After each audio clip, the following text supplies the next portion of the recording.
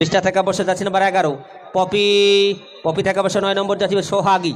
সোহাগী থেকে ভুল পাস যাচ্ছে নাম্বার 4 বোদা উপজেলা ফুটবল একাডেমি পঞ্চগড়ের।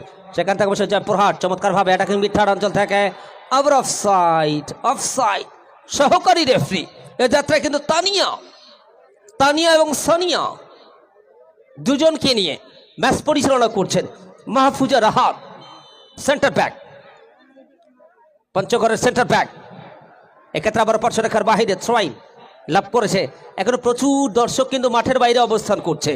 থ্রোইন জয়পুরহাটের পক্ষে থ্রোইন লেফট উইং পজিশন থেকে থ্রোইন থেকে বসে বসে আমরা যাচ্ছি নাম্বার 4 নম্বর তৃষ্ণা। তৃষ্ণা থেকে হেড সোহাগী। সোহাগী থেকে ঈশিতা।